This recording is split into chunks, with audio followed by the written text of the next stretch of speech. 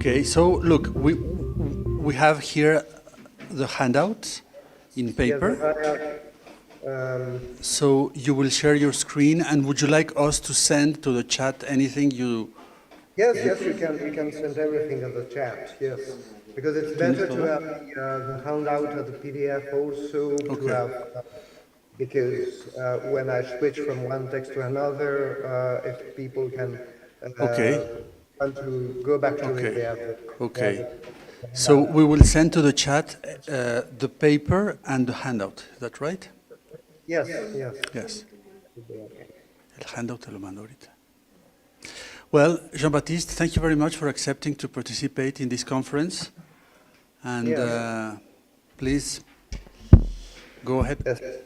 Thank you very much for the invitation, and I've enjoyed the conference very much until now, and I'm going to ruin it completely, but you know. I'm going to say a lot. So David has made a perfect transition, and your last question to David has made a perfect transition.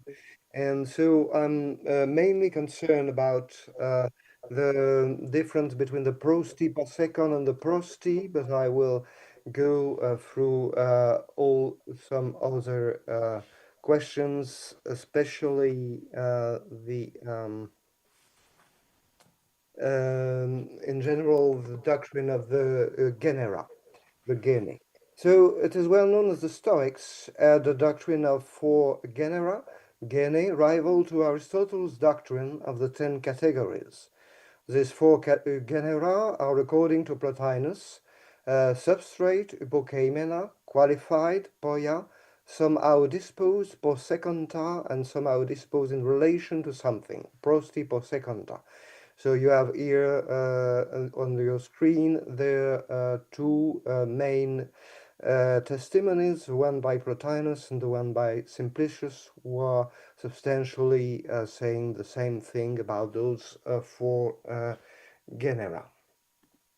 But there is no trace of such doctrine in Diogenes Laertius, and apart from some scanty evidence in Plutarch and Galen, on which I will come back later, the articulated expositions of the doctrine appear only in Plotinus and the Neoplatonic commentators of Aristotle categories, mostly Simplicius, but also Porphyry and Dexippus, in their commentaries of Aristotle categories, and always in the context of the discussion of Aristotle's categories.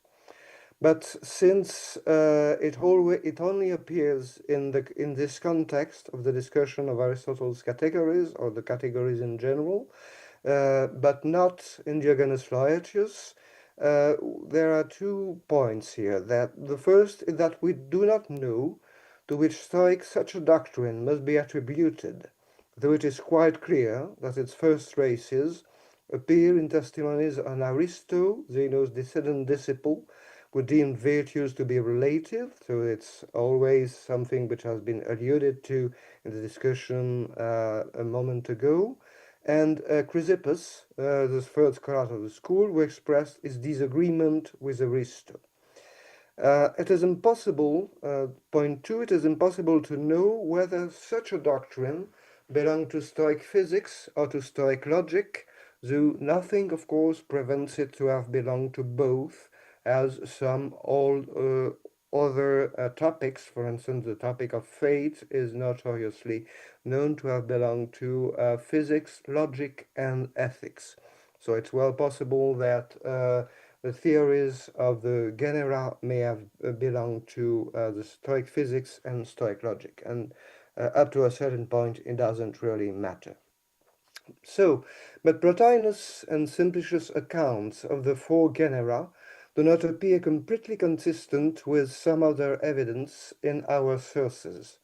First, in the reports of the doctrine of Aristo on the virtues as prosti and on its criticism by Chrysippus, it is not obvious that the notion of a prosti posecon is identical with the reports of the doctrine by Simplicius. 2. Simplicius mentions the Stoic division of the prosti in two, the prosti and the prosti posekon, while the second item, the prosti posekon and the division, seems to correspond to the fourth genus in the quadripartition.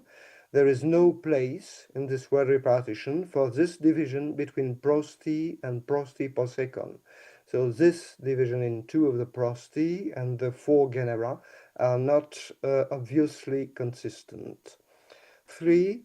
In Sextus' arguments against the existence of the cause, as well as in the account of Stoic causes in Clement of Alexandria, causes are presented as relatives, prosti, and this does not square with the prosti posekon or the prosti as exposed in Simplicius.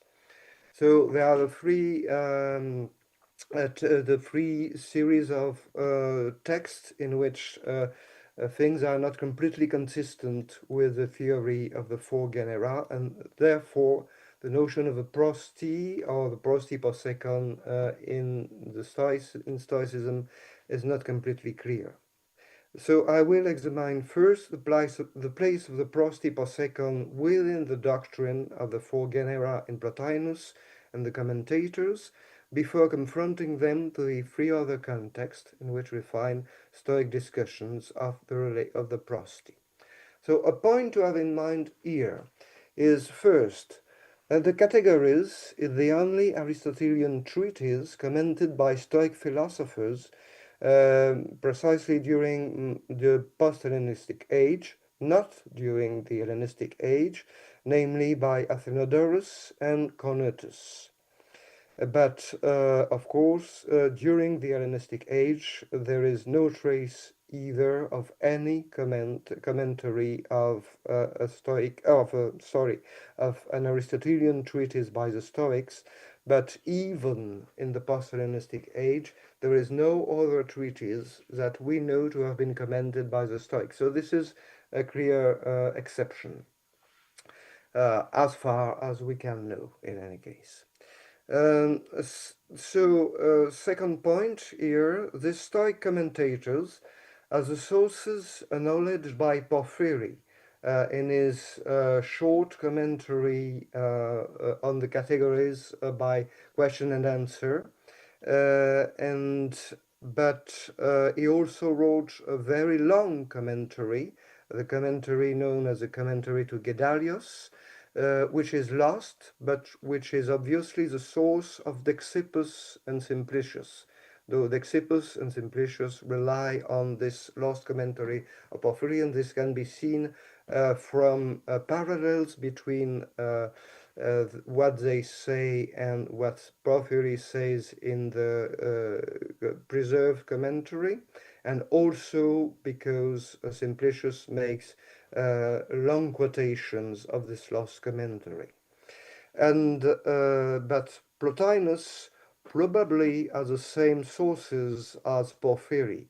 So probably Plotinus has as his sources the commentaries of Athenodorus and Cornutus. Thus, as a consequence, it is not impossible that the doctrine of the four genera, as reported by Plotinus and Simplicius, and also by Dexippus, reflects a late stage of the doctrine in the form it took in Athenodorus or Cornutus.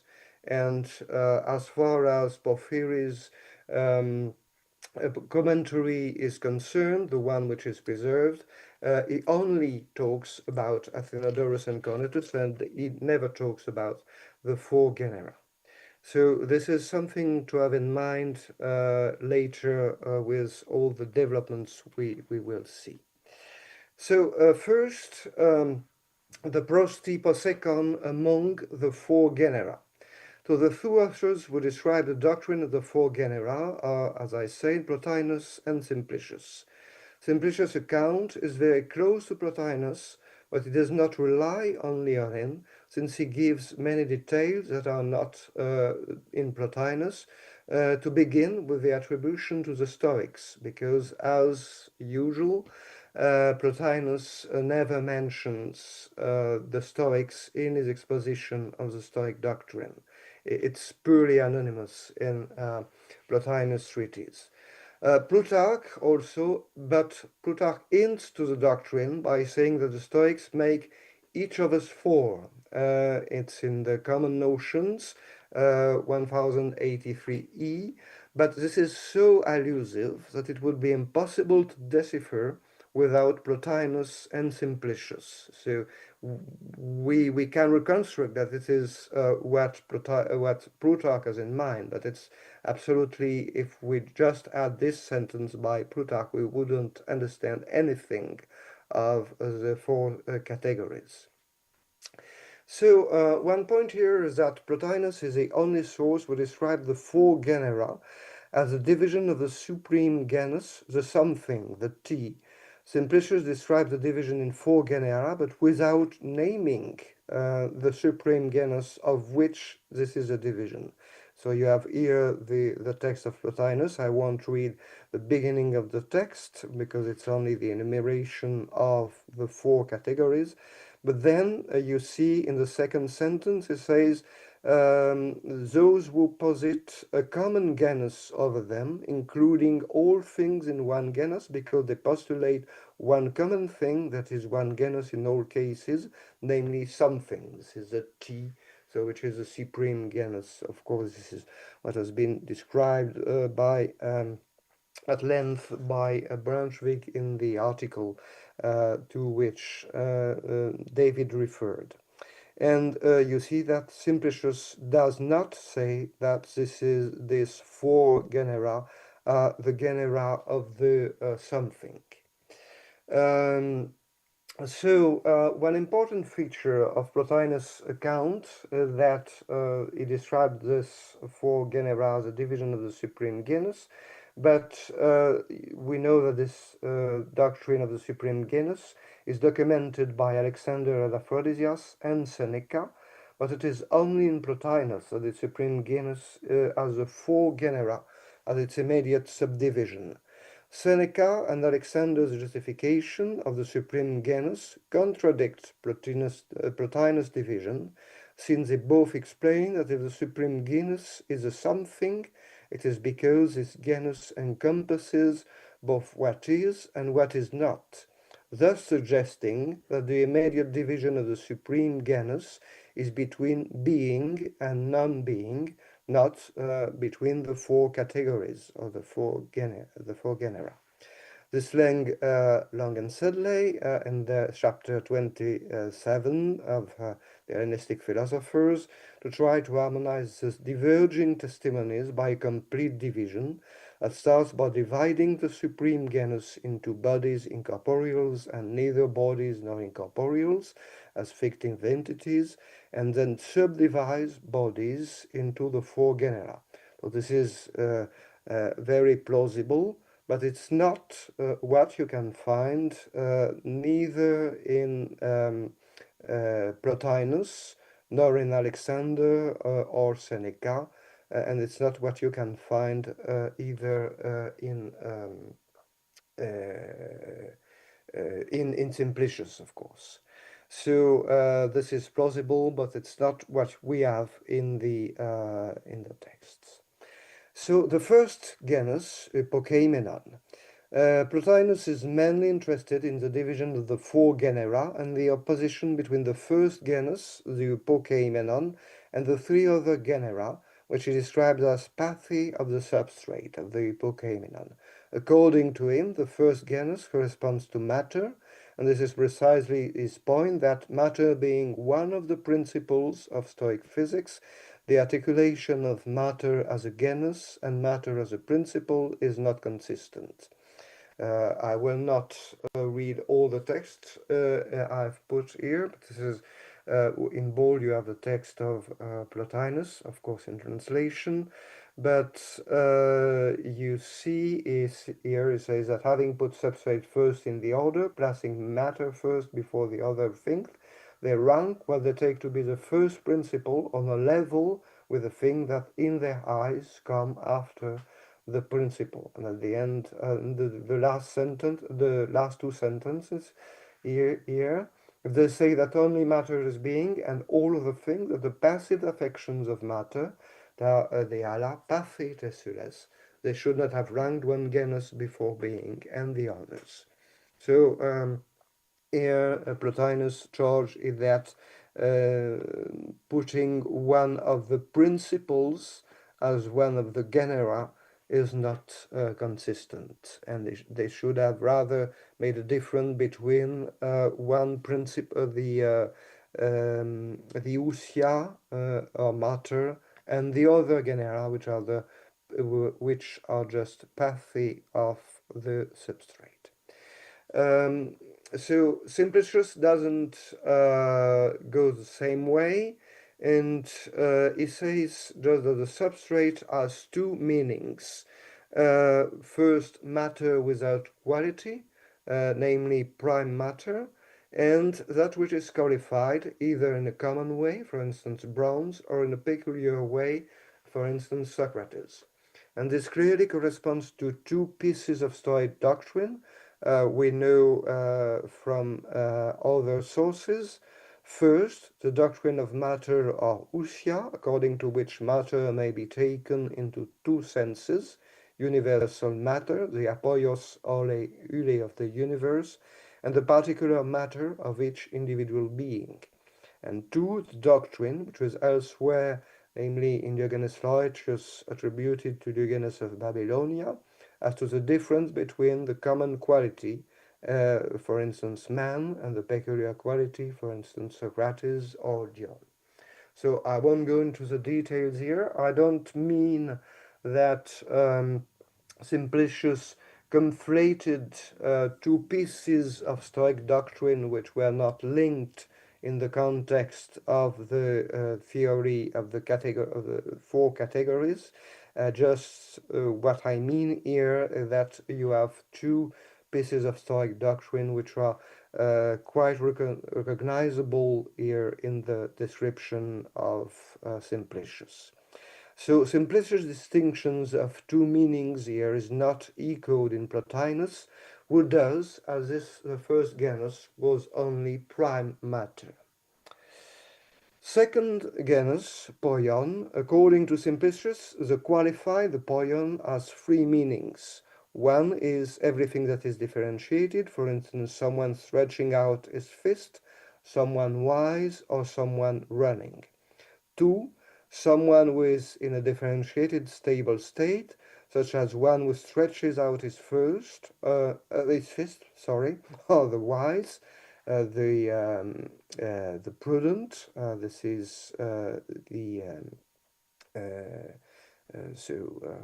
depends on how you translate, but it is sophron. No, it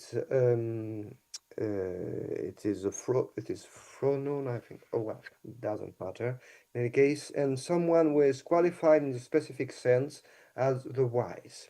So in the first sense, everything that receives differentiation, lasting or not, is qualified. In the second sense, only that which corresponds to a stable state, even if it is not permanent and lasting, is qualified.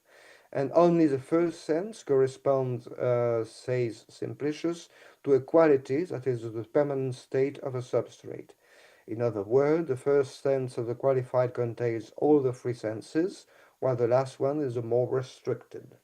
So here is a text of Simplicius. I won't read. I have provided essentially what's in the text. You can look at the text on the handout if you want. So the third genus, is the post-echon.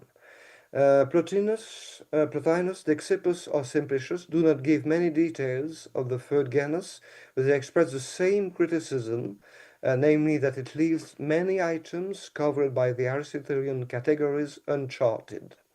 They say that the somehow disposed does not cover adequately all the categories, notably quantity, when and where, the pote and the pou.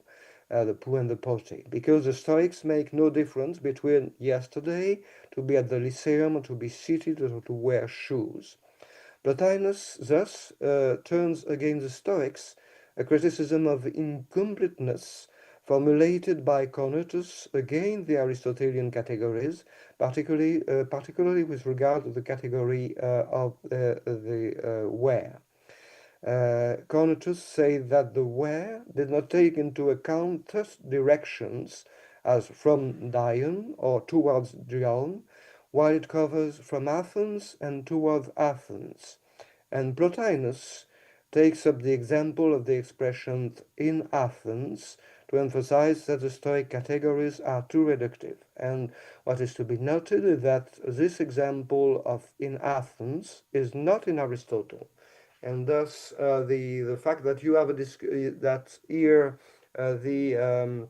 the criticism of Cornutus was clearly relying on the distinction that you have from Athens to Athens, but you have not from Dion and towards Dion, and that Plotinus takes the same example, shows that he returns against the Stoic the accusation of incompleteness. In parallel, we have the fact that, of course, the category of the posecon covers too many categories. In parallel, we have in other sources examples of the somehow disposed, which confirm the meaning of this category. For instance, the fist as the hand somehow disposed, or knowledge, episteme, as the soul somehow disposed, or virtue as the hegemonicon somehow disposed. There is a suggestive parallel passage in the young Plotinus, who in Treatise 2 criticizes the Stoics for maintaining that the soul is a pos echon pneuma. And this is very interesting because the description of the soul is attested only in this passage of Plotinus and in a passage of Porphyry from his treatise on the soul against Boethos. And the passage of Porphyry is quoted by Eusebius a few chapters before a long extract of Plotinus' Treatise 2. And also, this is also significant because obviously Porphyry's exposition is very close to Plotinus' exposition. So Porphyry was obviously depending on this passage of an early treatise of Plotinus. What is interesting is that we find in both authors the description of the birth of the soul by transformation of a natural pneuma, which becomes souls by being exposed to cold and undergoing a process of quenching, becoming more subtle in the cold. Of course, this is the air. This is a famous thing of the embryo at results birth, which is exposed to cold air, and then its pneuma is transformed. And so Plotinus and Porphyry give exactly the same description in almost the same terms when they want to explain what is a pos echon, in which sense the soul is a pos echon pneuma. So it means that there is a transformation of the pos echon of the soul, which switches from a natural pneuma to a psychic pneuma. So this is obviously a qualitative change, relying on a change in the pos echon of the pneuma. Plotinus' description, so that something pos echon may have, through a change of this pos echon, a change of quality. The fourth genus, at last. Plotinus gives no description of this genus, only Simplicius does, and only in the context of the distinction he attributes to the Stoics between the prosti and the prosti pos echon. He gives three examples: the son, the father, and someone on the right, or dexios, explaining that this is a purely, and of course the son and the father examples are connected in the description. Explaining that this is a purely external relation without any internal modification of the subject. These examples do not appear anywhere else in our sources on the Stoic or the Aristotelian categories. Of course, they do not appear in chapter 7 of Aristotle's categories, but the sequence only appears with an addition. This is the addition of philos, beloved, in the series of prostionomata in Dionysius Strack's grammar, a text that is heavily dependent upon Stoic influence.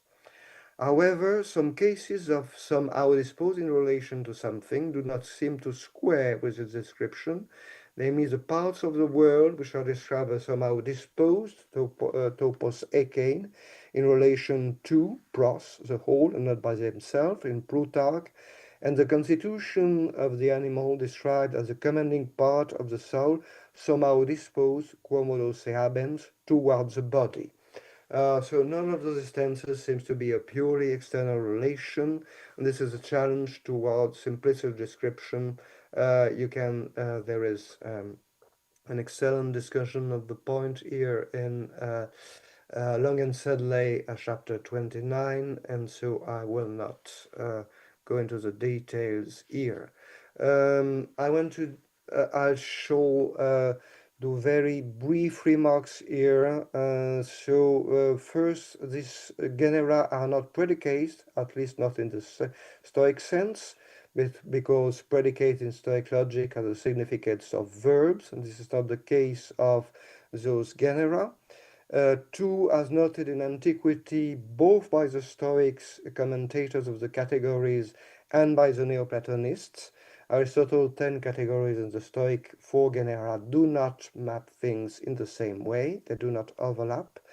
And three, according to Simplicius' account, the first three genera have a certain porosity, or rather are structured in such a way that each genus has several meanings, one of which is also the meaning of the next genus. This is true, this is not true of the last genus, the fourth genus, but it's true of the other genus. So I switch now to the virtues, the apparition of the virtues as relatives or qualified, to which David has already alluded in the discussion with Ricardo. So the shortest account of Aristotle's position is that of Diogenes Laertius, but Diogenes Laertius does not present Chrysippus' critical reaction. And this is the only source in which what is evoked is a prostiposecon. Aristotle, of course, did not introduce virtues in number, as Zeno had done, but he introduced them according to being somehow disposed in relation to something. So you have here the technical expression prostiposekein. This would mean that without undergoing any intrinsic modification, like someone on the right, which is to the left, virtue could be applied to various objects, and it would receive different names according to these objects. Yet did Aristotle express himself in the precise term of the vocabulary of the prostiposecon? This is far from certain, and this is our only evidence. Plutarch, on the other hand, credit Aristotle with the same position, but without the expression prostiposecon. So there are two texts by Plutarch and a parallel text in Galen, where you don't have the prostiposecon, but the prosti for the same discussion. I've only in the handout you have a free text, but here you have only one. Aristotle, of course, on the other hand, made virtue one by its substance, ousia mian, and called it health. But by the relation, it made it in some different way in some way, different and manifold. Deferus had pleionas, tode prosti. It doesn't seem here you have pos, but it doesn't seem to be in the same. You don't have the locution pos echon or pos echein. I don't think pos here is a syntagma in the same way, belonging to prosti pos echein. as one would call our vision of white objects whiteness, blackness that of black objects, or something of the sort. And in fact, virtue, when it examines what to do and what not to do, is called phronesis. When it's put, so I will skip the details here of the four virtues and switch to the comparison at the end. Because it's important, and I will come back in the last part of my discussion. Just as a knife is a single thing, but cuts different things at different times, and as fire acts on different materials, using one and the same nature to do so. So have this in mind. I will come back to this at the end. So it's clear that Chrysippus criticizes Aristo and saying that from a qualitative point of view, kataton poion, areten, idia poia, idia is repeated here, but that's it's not in the text, of course, just a mistake from me. Areten, idia poiotetis finistatai nomizon. That from a qualitative point of view, a virtue is constituted by a proper quality, idia poiotes. It is clear that the main point of Chrysippus is that the different virtues are poia. They each have their own proper quality, that they cannot owe their difference of names, just the difference of relation they have to their object. This is a clear refutation of the attribution of a name of a sole basis of an external relation without inner differentiating quality. Thus, there is nothing inconsistent here in Chrysippus' position with the definition of the fourth genus in Simplicius. The only uncertainty, I think, is whether Aristo made use of this category and was refuted by Chrysippus concerning the virtue, of whether Chrysippus introduced this category of the prostiposecon to criticize Aristo's position. And the fact that in the sources Aristo is in one case credited of using the expression prostiposecon, and in other sources to use only the expression prosti, is a trace that we cannot, or rather is a reason why we cannot know who introduced the prostiposecon first, but apparently it's more or less sure that it appeared in this context. Well, if it was the first occurrence or not, this is not clear, but it's clear that it appears in this context. And as I mentioned, you have this division of the prosti and the prostiposecon, which is attributed by Simplicius in the discussion of chapter 7 of the categories. Here, this is the difference between the prosti and the prostiposecon. The fact that the prostiposecon is only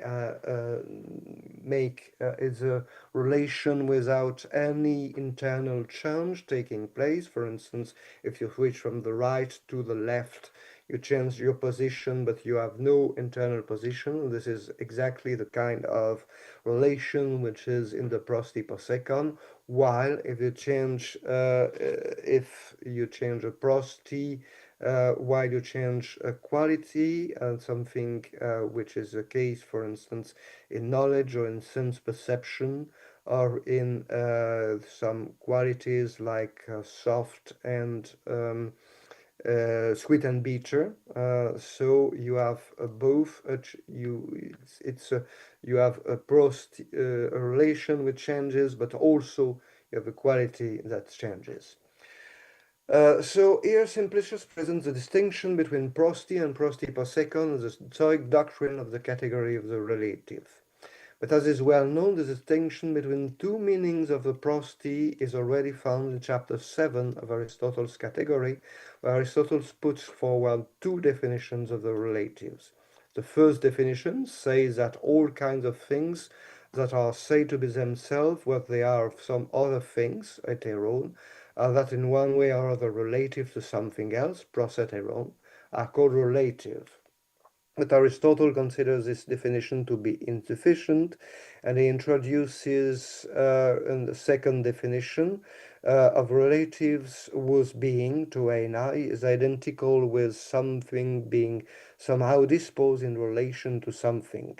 So toton esti to prosti posekein. The main purpose of this new definition is to avoid considering certain substances as relative. And Aristotle ends the chapter with some hesitation, saying that it is perhaps difficult to pronounce clearly on this kind of case. So when while Simplicius presents the distinction between prosti and prosti posekon of two species of the prosti recognized by the Stoics, we may suspect that it is only the division of Aristotle's prosti into two. Namely, what would happen that the Stoics criticize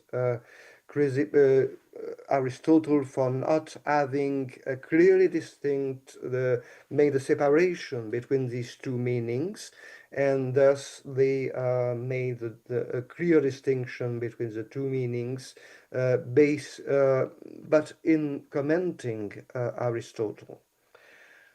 Here we have a chronological difficulty, because the peripatetic scholar, Boethos of Sidon, criticized the Stoic division of the prosti in two. We thus need the Stoic commentaries to be prior in time to Boethos. It is clearly impossible in the case of Cornutus, and Boethos' chronology is an uncertain matter. And as Rashed has showed in 2021, it may well, basing itself on some Arabic testimonies, it may well be the case that Boethos was Andronicus' master and not his pupil, as is usually assumed. In that case, it is also impossible that Athenodorus may have introduced the distinction in his commentary of Aristotle, since Athenodorus was active after Boethos and Andronicus. So here we have actually three possible solutions. First, as advocated by Griffin in 2015, Athenodorus may be the Stoic logician mentioned by Diogenes Laertius 768, and to whom Chrysippus dedicated his treatise and categoric proposition to Athenodorus, and not Athenodorus Calvus, as is frequently assumed. In that case, Athenodorus' commentary would predate Boethos as well as Andronicus. Second possibility, if Athenodorus is Athenodorus Calvus, then it would be an argument in favor of Boethus being Andronicus' pupil, with an Athenodorus writing between Andronicus and Boethus, as was traditionally assumed. For a third solution, it could be Chrysippus, who split the prosti in two in his criticism of Aristo, and it could predate the commentaries of Aristotle by the Stoics. So the three, I think, you have all those possibilities, and there are, to my mind, very much uncertainty in which of these possibilities is the right one. So the last point is the prosti is a cause of prosti. And as you will see, it may unexpectedly turn out to give a solution to this aporia. In a Stoic context, Sextus and Clement of Alexandria describe the cause as prosti. Sextus, called they say, is among. It's probably not the Stoics here, but well, I can't go into the details explaining this, but cause, they say, is among the relatives, for it is a cause of something and to something, as for instance the knife is a cause of something, namely the cut, and to something, namely flesh. We have the same idea expressed by Clement in describing Stoic causes, saying that every cause is double-sided, because it is conceived as a cause of something and in the direction of something, epei tinos, kai prostinino eitai. So you have the apotelesma and the something which receive the effect. For it is conceived, so you see at the end of the text here, for it is conceived in its relations, cases, to something else, which justify the same expression more or less than Sextus, that cause belongs to the relatives, to echon, ton prosti. It is striking that Clement can describe the reason why a cause is a cause with the same argument as Sextus, namely that cause is thought in relation to something different. This is not in the part of the text of Sextus I've quoted, but it's in the next sentence. It is clear that the description of the cause as a relative does not correspond to the Stoic notion of the somehow disposed in the relation to something, the prostiposecon, as a purely strengthening relation. Causality cannot be a relative in this sense, but it is compatible with the other kind of relative mentioned by Simplicius, in which something is relative in the sense that it is conditioned by an intrinsic character and directed towards something else. Now, Stoic sources usually describe causality as the cause of a predicate which relates to body. This is what Sextus will do shortly after the previous quotation, illustrating it by the same example of the cutting knife. The Stoics say that every cause is a body which becomes a cause to a body of something incorporeal. For instance, a knife, a body, because a cause to the flesh, a body of the incorporeal predicate being cut. And again, the fire, a body, because it becomes a cause to the wood, a body of the incorporeal predicate being burnt. So causal, I won't go into the details here, but a causal predicate as such is what the colleagues call an incomplete predicate. You need to complete it with an oblique case, and in that case, the oblique case is the oblique case of the body, which encompasses the effect of the cause. The syntax of here is obviously different from the syntax we have in the case of the prosti and the prostiposecon. Socrates is on the right of Dion as an instance of x is posecon pros y. The knife cuts the flesh is an instance of x is a cause of the incorporeal predicate f to be cut for y. In the causal relation, an incorporeal predicate of verbal action has been introduced, which does not appear in the syntax of the prostiposecon, nor in the syntax of the prosti described by Simplicius. As a consequence, the kind of prosti at stake in a causal relation is not in place in the doctrine of the four genera, and it's not the same notion of a prosti. Now it appears from Sextus and Clement that the standard example of a causal relation for the Stoics is that of a knife cutting the flesh. It can hardly be the coincidence that it was one of the two comparisons used by Aristo to explain in which sense a virtue is relative. According to him, there is a unique virtue that receives different names by its relation to different objects, as there is one knife that cuts a different object. And note here that he has two examples at the end of the text, the knife and fire.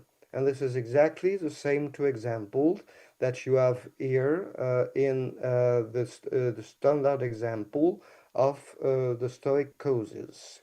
So you have fire, you have the knife and fire.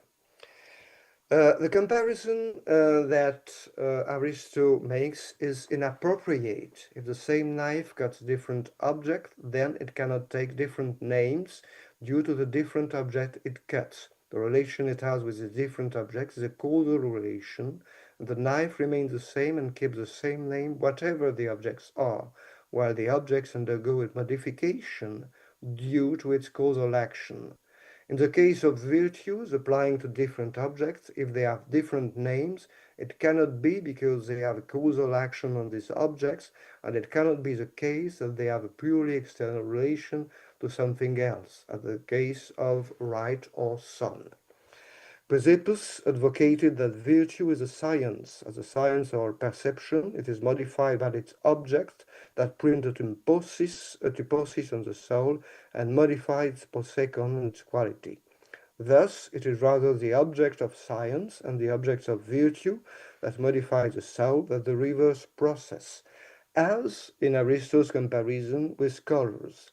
In that sense, each virtue is a different qualified entity, and there was some need to distinguish the causal relation, to distinguish the kind of relation that is causal and modifies something in the correlate, and the kind of relation that consists only in the relation and does not alter anything in the inner quality of the related items.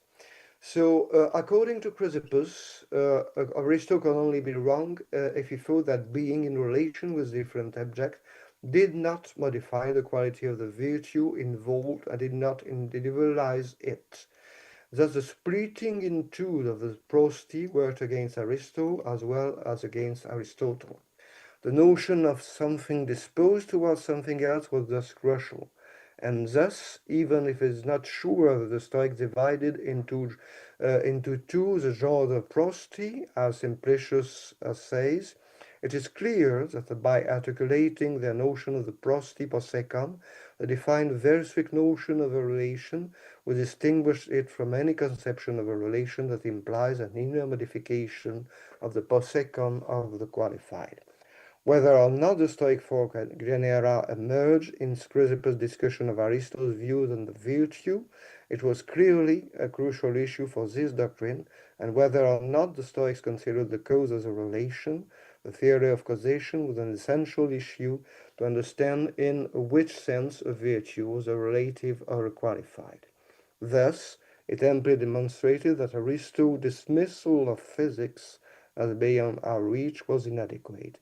Even Stoic ethics was in need of an ontology and could not bypass a serious examination of the genera of beings and of causal relations. Thank you very much.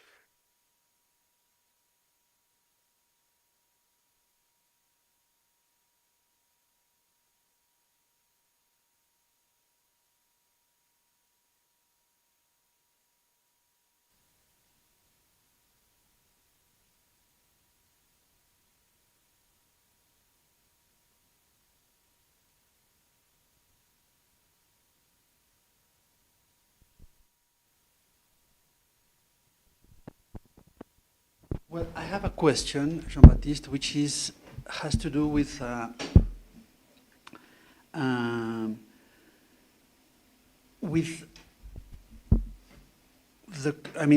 response of Chrysippus to Aristotle. At some point, well, you quote this passage, the passage 8, which is a Galen passage, right? Mm-hmm. So what Chrysippus does in response to Aristotle is to argue that the virtues are not relative dispositions to something. No, they are not prostiposeachonta, but they fall rather in the category of quality. Now, my question is, what sense of quality is being used here by Galen on behalf of Chrysippus? Because as you mentioned earlier in the paper, there is this distinction in Simplicius between three senses or kinds, I would say senses of quality, no? So this is on, I don't remember which passage is this, but it's a Simplicius passage, this famous passage, where yes, he distinguishes the three kinds of... By text 3. 3, right, exactly. It's text 3. So, in your summary, no, I agree with you that this is a correct summary. So, in the first sense of quality, the qualified, no, is everything that is differentiated. No, for instance, someone stretching out his fist, someone wise, or someone running. The second sense is someone who is in a differentiated, stable state, such as one who stretched out his fist or the wise, but not running. And 3, someone who is qualified in the specific sense as the wise. So it is I mean, it looks as though that at least the first 2 senses of quality encompass or include things that are post-echonta, or that some Stoics at least would classify as post-echonta, like running or being wise, or so, no. And I mean, these are the kind of thing that are post-echonta as opposed to post-echonta. So, so my But question is, even the first sense is a post-second also. sorry? Even the third sense of the poion is a post-econ, but in a way, a post-econ which is related to a poiotes, a quality. First Namely, sense, the third sense. oh yeah. Yes, but then I'm going to ask my second question is related to that. So in what I mean, what Chrysippus is saying after all is that virtues are posechonta rather than prostiposechonta. That's his reply to Aristotle. They are poia in one sense of in the third sense of the poion, and not in the first 2 senses, I mean. And he say that the idea that they could be prostipothecanta, as would be argued as was argued by Aristo, was wrong, or he constructs the category of the proseconta to explain what Aristo means. So I don't know what is the right solution, namely that Aristo himself had already the category of the prostiposecon, and then Chrysippus says that it's inadequate, and he refutes and he says that they are poia. Or Chrysippus is just explaining that, just constructing the category of the prostiposecon to explain what was wrong in Aristo's position. I think the two are possible, and I don't have any idea of what is the right answer. But then so if we look at the 3 senses, no, of poion. If you look at this list, something that is striking is that at least in the first 2, but also in the third, the examples given of poia are posechonta, no? Aren't they? I mean, yes. So, and I think there is no. yeah. One of the things I argue in the longer version of the paper, that there is no real difference between a poion and a posecon, except that the poion is is a stable form of the posecon, and it's also caused by a quality. It's also caused by namely by a certain and the quality is a certain form of the posecon of the pneuma itself. So but I think I refer in my in the longer version of the discussion in this paper of Duo in 1991, which unfortunately has not been very much read, and it say that the first 3, at least the first 3 genera, are not strict, are not classes of objects. They are functioning in relation to each other. So the post econ is is also an aspect of the poion. It's very clear in this text of Simplicius that something it works more or less this way. So it's a very suggestive article. I'm not don't agree with everything, but it say that more or less the categories are not categories. They are not in the sense that they are not classes of objects. You don't have some objects that you can classify as poseconta and some objects that you can classify as poia. But they are the way those things function with each other, and there is certain kind of porosity between the different categories. Okay. That I think is very plausible.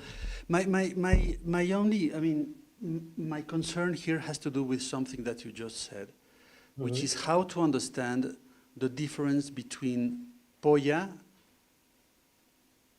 and poseronta, no? I mean, even if they aren't classes of things, but I mean, aspects of things or ways of looking at the same things, and one single object can be both a poion and a poseron. I mean, even if that's correct, there is still a distinction to be made between poia and poseronta. And one way of explaining this difference, and I know that you don't like it, and I know that Vanessa, who is here, doesn't like it either, but this is this distinction that Stephen Mann makes in his paper on the subject.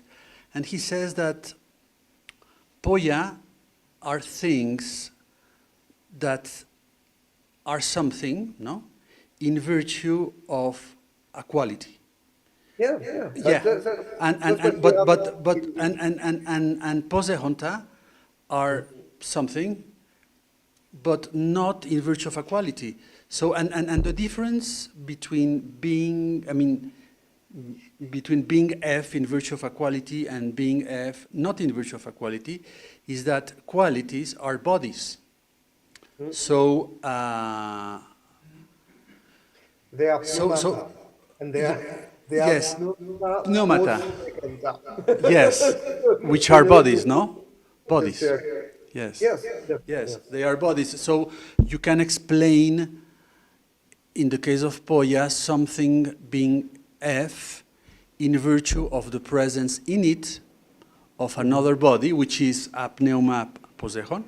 And Yes, in poseronta, you cannot explain there being F in virtue of the presence of another body, namely a pneuma poseron. But no, I mean, in the second case, in the case of poseronta, you cannot explain what something is by appealing to the presence of another body in it, right? Would you agree with that, or what's your position on this? not completely, because you had this very interesting discussion in David's paper about walking. And precisely, the one who runs the same example as the one the more or less the same example as the one that would be the one who walks, and precisely walking is the hegemonicon until causing walk in a way in the feet. So this is even in that case, you need to have a body in the body, or soul in that case in the feet to cause this. So yes, I do. I see what you mean, and I do agree partly with what you mean, but not completely. In I mean, not completely with the formulation. I wouldn't say that it's not because there is no other body, because in the case of walking, also you have the hegemonicon, which is responsible and which is so. I see. I think you. I do agree with the idea, but I would not formulate it that way. I don't know how I would formulate it, but you see what I mean? The difference between Poya and Pose Junta. Mm. Jean-Baptiste, how would you explain the difference between Poya and Pose Junta? Oh, between yeah, no, no, but I do agree that the poya in the strict sense, because you have those three senses, and the In the strict. obvious the first two senses are are equivalent to post secanta, and Yes. in this the third sense, the difference is explained by, of course, by the a certain quality in the pneuma. That's as you say, that with the body in a body inside the body. That's, but I wouldn't say that's the case with the walking. And one of the main differences, I think, also is the stability, and it's very clear in the simplicious text that you have different kind of stability, and when you arrive to the poion, you have something completely stable, and that's not. You know, he uses the example of the wise, and of course, wisdom is for the Stoic something you cannot lose. So that's a permanent quality. Yes. But Okay. when you run, or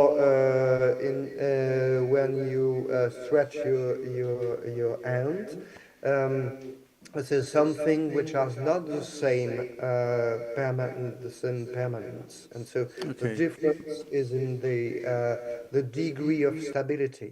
But this is why it's interesting to say that all those things are in a certain way post seconda of matter, but there are different levels of different degrees of stability, which make that they are pure in the sense posecon, or they are poia at the other extreme scale um, of the different kinds of stability of the posecon. This I don't know if it's is it clear like that? Yes. I, Yes. my view, Thanks. at least, not the Stoic view, but my view.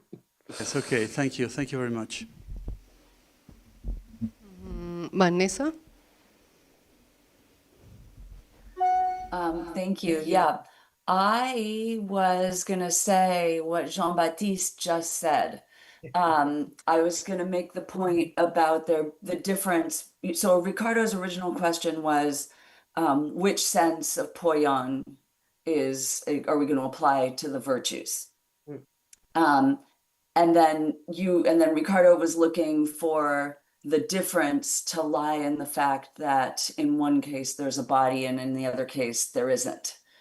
And to go down the men path with that. But really the difference is going to be just in the stability of this arrangement or state of the poion, namely Socrates, and what makes the virtues be categorized as poia is their stability. And anyway, so since you already said all of that, so I'm just underlining it. But I would add that is, hopefully it's also clear that that's one way in which we can give an account of the difference between the poion and the poseion without treating the one case as having a body and the other case as not. Really, it's all bodies all the way down. Okay, yes, yes, no, of course, it's our bodies all the way down. Well, I think one thing that should be added to the fact that the difference is the stability. It's in comparison with Aristo, which is not a question of to define the virtues as poia as opposed to poseconta, but as opposed to prosti poseconta, namely the idea is when, of course, it seemed that Aristotle's idea is that virtue, when virtue is contemplating things to be endured, for instance, it's courage. And when virtue is applying to things to be distributed, then it's justice. So it's the same virtue which applies to different objects. And it's, it's like being on the right or on the left. Virtue turns to things to be supported, to be endured, or to be distributed.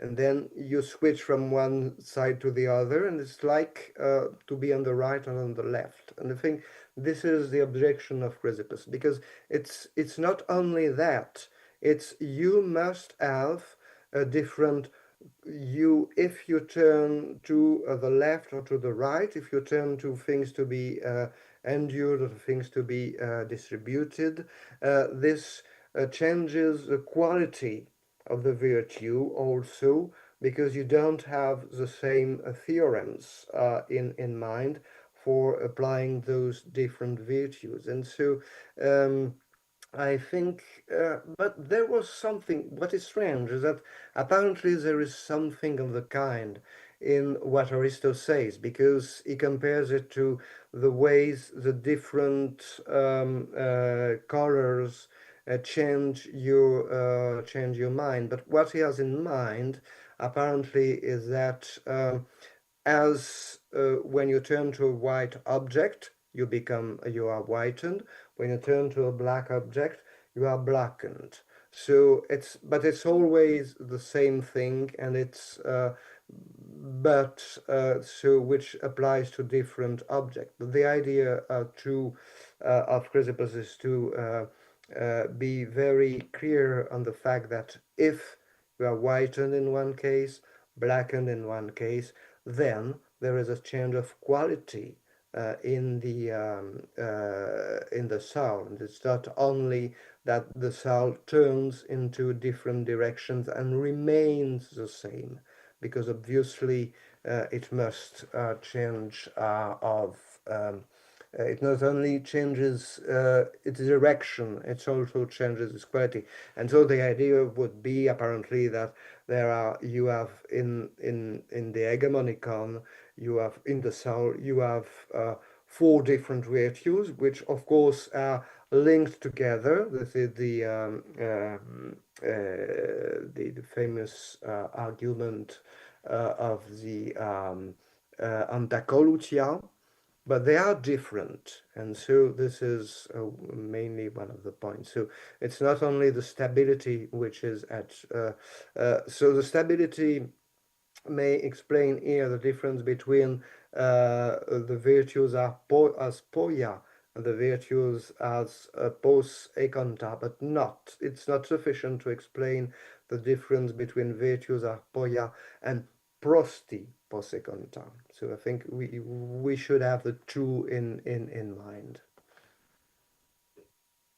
Thank you, Vanessa, for your question.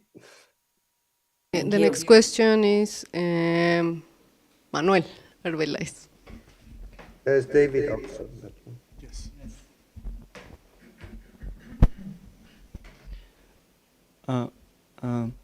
Yes, do you hear me? Yes, perfectly. Yes, thanks a lot, Professor, for this talk. My question is very simple and very brief. So, as you were saying, these categories are introduced or are very important inside an ethical debate on the nature of virtue. But the first texts you quote are clearly not ethical texts. They're presenting these categories as genera of being or as categories in an Aristotelian sense of predicates. I just wonder, how can this this process happens? Why is that? That you start from an ethical perspective, and then you have it introduced inside a totally different context. Well, my point is that I'm not sure when it starts. I'm just sure that it operates in the ethical field, and I think that's one of that an important point in the discussion between Aristo and Chrysippus, precisely because Aristo was dismissing logic and physics. I say that logic was useless and that physics was beyond our reach. He uses more or less an expression that you can that is attributed to Socrates by Xenophon. So that's the idea there. And so, but what I think Chrysippus' discussion shows that you need to have a very strong ontological and physical distinction, and also to use the category of causality if you want to understand what happens in the ethical field. So maybe this was a tool that was introduced by Chrysippus in the discussion with Aristo, or maybe it already existed before. I have no certainty about that. So I wouldn't put my hand in the fire about that.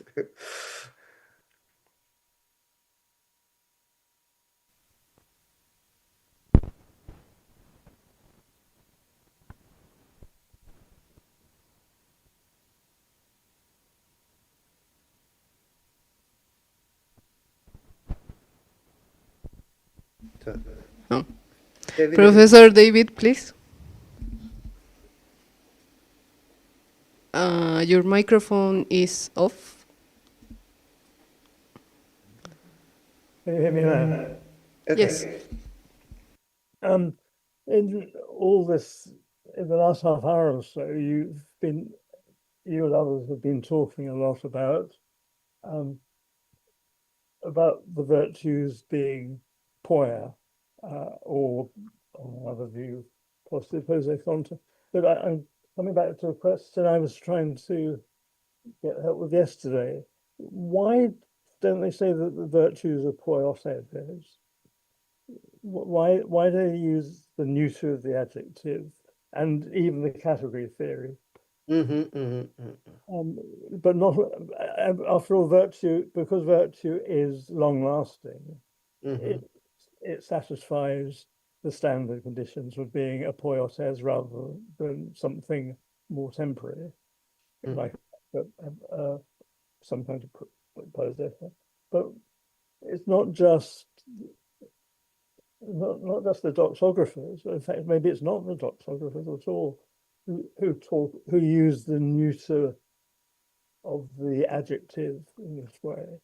Chrysippus uses in his the title of his work, the virtues of poia, and it seems that this was a regular Stoic habit. But isn't it, or why isn't it an inaccurate usage? Since we're talking about qualities, which should be poioses rather than poia. No, I think the point must be that they say that they are poia because the point is a relation, if I may say, relation to the hegemonicon. Because the idea that virtues are different, are posited in the hegemonicon as some different, as for at least for Chrysippus, as some different epistemae, and they must be more or less located in different as different pieces, I would say, or different parts I would say, of the hegemonicon. You have because you have those. So I think the idea that they are poia rather than poiotates is because of this issue with the hegemonicon, and what you have in what you have also in Aristotle's is that the virtue is supposed to be the health of the hegemonicon. So it is the hegemonicon in a healthy state. So I think in a way it's also that. So that would be my answer. That they say that it's they are poia and not poiotates, because the issue is the condition in which the hegemonicon is, thanks to the virtue. But the virtue, if the hegemonicon is let's say phronimon, Yes.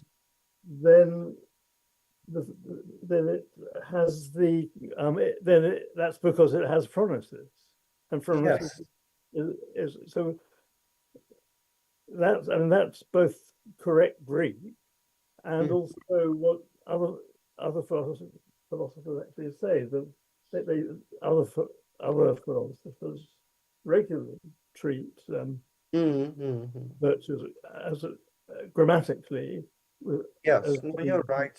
the You're right. termination that makes it a quality, and it doesn't matter that there's a quality is identified with a portion of pneuma in the soul, but just because the soul is phronimos as well. No, you're right. No, you're right. Yes, even my explanation is not completely satisfactory. Yes, I do agree. I have to think more about it, but I'm not sure I will find something. So thank you very much, David. It's a very good point. That's what I answer. Now Eduardo and then Vanessa again. All right, thank you. Yeah, all right. So thank you, Professor Gourinat, for your talk.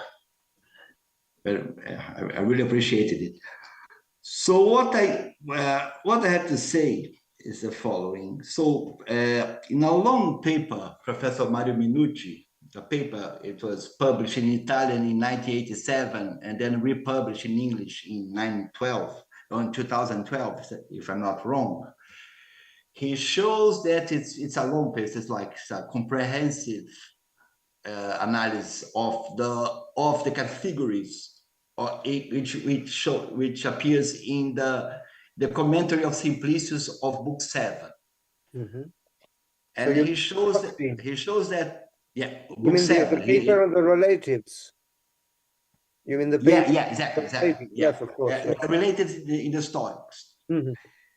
So he shows that it's very difficult to conciliate both classifications. The one which turns up in the beginning of Simplicius, in the beginning of the one which is usually attributed to Athenodorus, and the one which turns up in the commentary of the 7th book.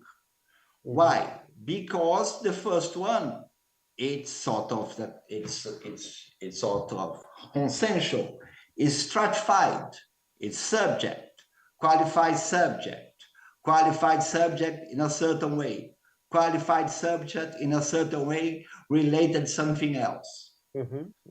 And that's the first, that's in the beginning. That's the so-called four Stoic categories. And in the 7th book, you've got, they are overtly dissociated. They are the absolute. I don't call categories, they're absolute. They are not qualities. No? the absolute aspects, what absolutely belongs to the being, and what is related. So it's a sort of, that's his position, and I agree basically with that. Now it's sort of clear, and so yeah. So now you can let's say that there are two classifications not there and not one. It's very difficult to conciliate both. Now you can see them working a rhetoric. It shows that, like in Quintilian, book 6, fragment 189, Edelstein Kid, Posidonian fragment, you see the four categories being used in a rhetorical way. So this goes with the analysis of, for instance, Lloyd in the problems in Stoicism, where Lloyd and Rees, it shows that these four categories are dialectical categories. So dialectical or rhetorical categories. Rhetorical, okay. Yeah, it's really, yeah, it's, I think it's Tony Long, collection, I think so, Anthony Long, I'm not sure. Yeah, so they consider like both, like Lloyd and Rees considered sort of dialectical. They are dialectical. They are not physical categories. And so they are, it's the classification of Posidonians in Quintilian, in the Institute of Rhetoric of Quintilian. They are very easy to like. It sounds like perfectly reasonable to see the four categories being used in a clear rhetorical way there. Mm. And the categories of the book 7, you see like they are very similar to the categories attributed to Xenocrates, like the absolute and relative, which Simplicius attributes to Xenocrates, this division. So my position now, I'm sort of writing a paper about that, is that you can see like they're both, they are sort of the rhetorical categories or dialectical rhetoricals and the ontological categories. So some Stoics, like I would say Posidonius would use that in fragment 96, you can see that in like the sort of elemental, like ontological categories. And so my position that at some point in Stoicism, they were not necessarily by Posidonius was the first, but at some point in Stoicism, they were used like for both in a rhetorical way and in an ontological way. Yeah, I'm not sure if I was clear, but that was my position. So I'm thinking about this topic. But anyway, that they are like, that's very difficult to conciliate the both classifications, the four categories and the relatives. It's that's, this is sort of, it sounds clear for me. Like Mario Minucci, that's what Mario Minucci said, and I would agree with him. I talk too much. I just thought. So I'm not sure if there was a question. If there was a question. No, the question is, the question, like if do you see this sort of difference or this sort of clash between both kinds of classifications? Like, you mean rhetorical? Because in Long and Sadly, Professor Long, they conciliated both. Like, of course, it's very authoritative book, and of course, I respect that this book, but I think that's a problem there. So yeah. Anyway, that's my simple question. Do you agree with this sort of the idea that they can't be conciliated or not? But what exactly can be conciliated? And the classification of four genera and the classification into the division of the prosody into the division of absolute Yeah. The And different prosody. absolutes.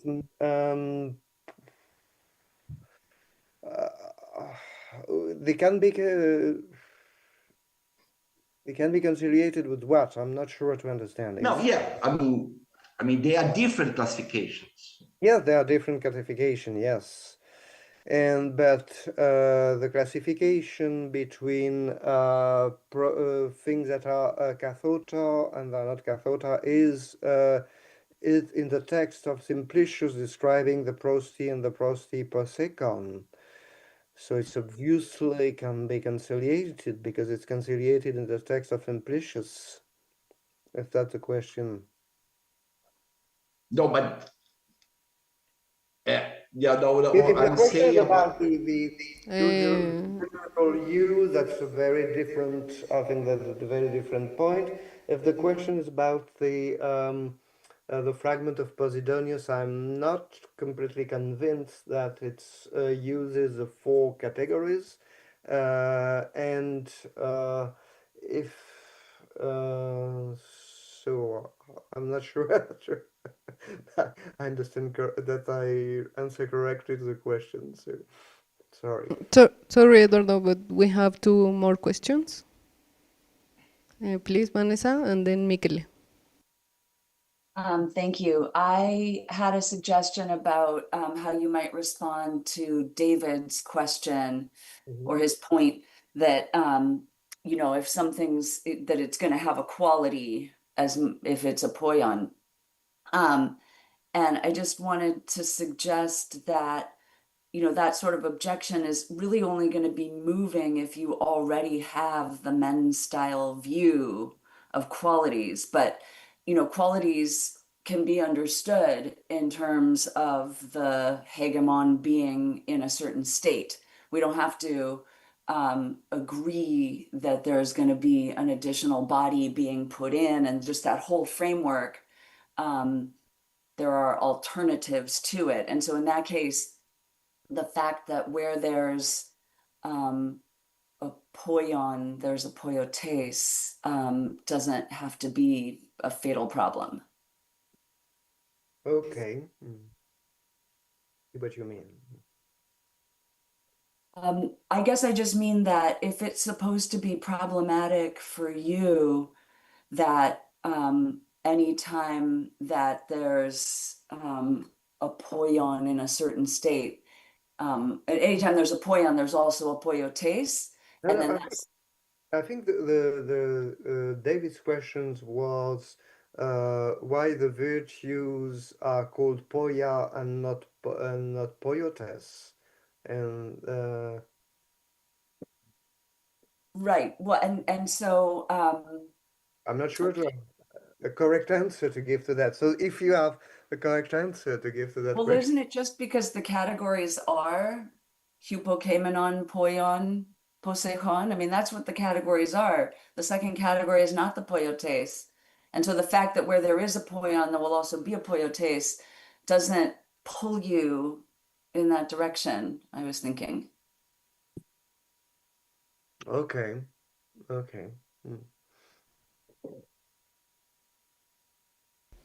Michele.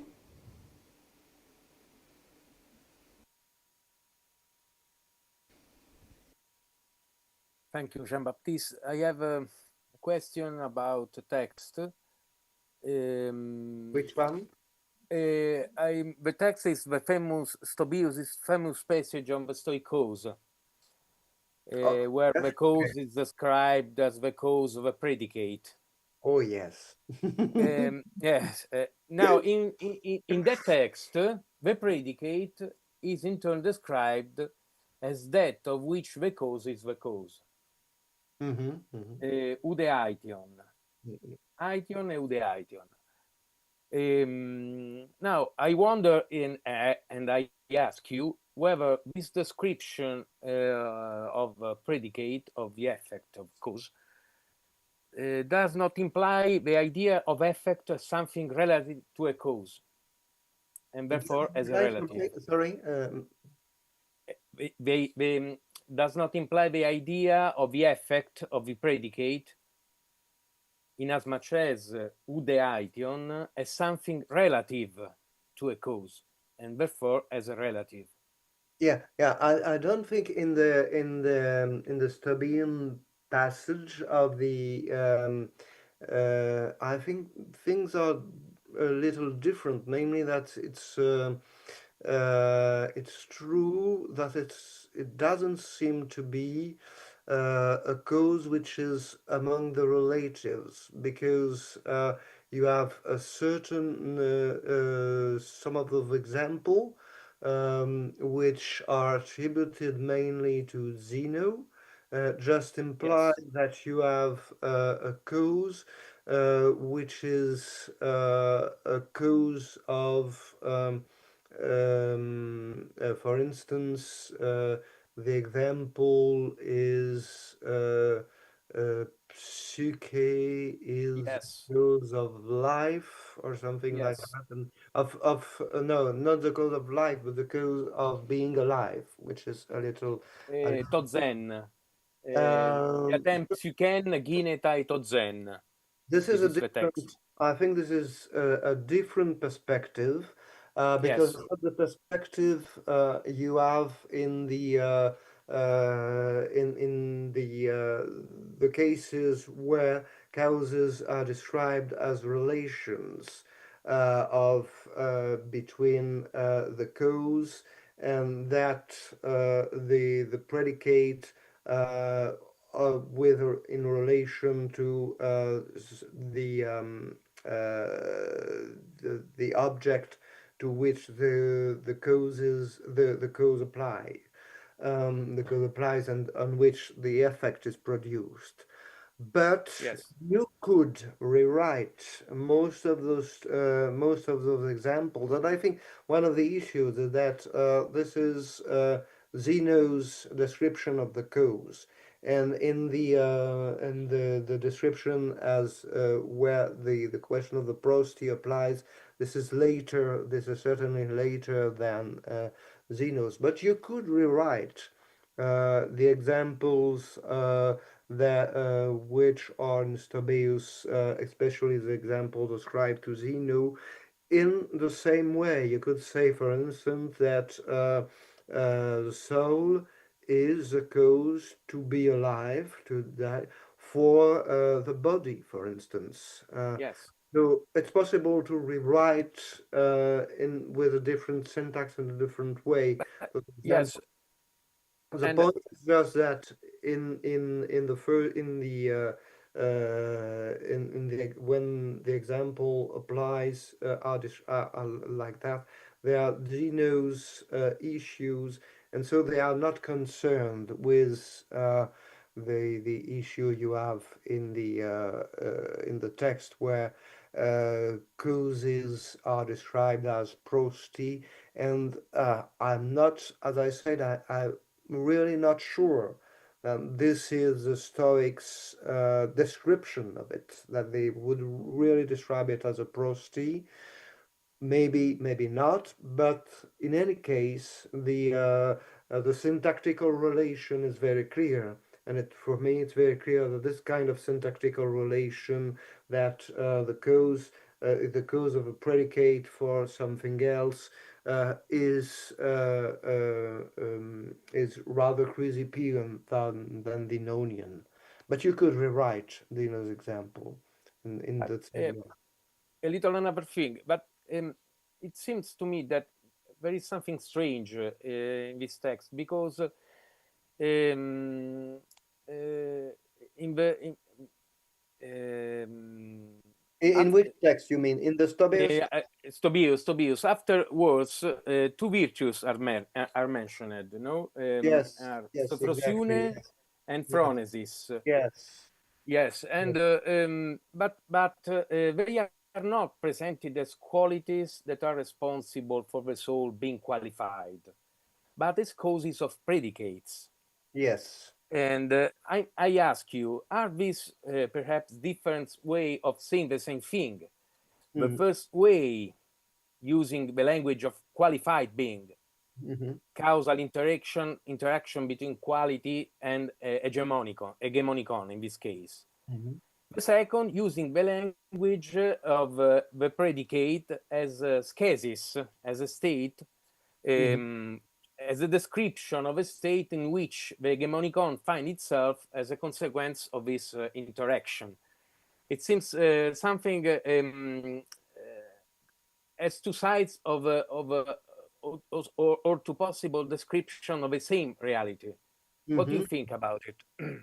Yes, I have to think a little more about it, but yes, it seems plausible. And I think one of the interesting points, precisely, I had no time to develop that, nor even to examine those texts, and I think I should do it in the longer version, that the example of phronesis, for instance, is is always present, or the phrones in the text of Simplicius. So phronesis or phronein is always present in the context of those descriptions. Phronesis is or the verb phronei and the verb phronein is present in the Stoic passage on the cause attributed to Zeno, and then of course in the discussion between Aristo and Chrysippus, the issue is about virtues, and phronesis or phronei, the phrones is implied, and also in the text of Simplicius, between the different senses of the poion, the last sense, which corresponds to a poiotes, is also an example of o phrones. So in all those cases, they articulate the question of what it is to be a phronimos, or what it is to have the quality, to have the virtue of phronesis. And so I think an interesting thing to do certainly is to see how those different occurrences work together. And I think your suggestion is that they are different descriptions of the same thing is probably perfectly adequate, yes. Thank you very much.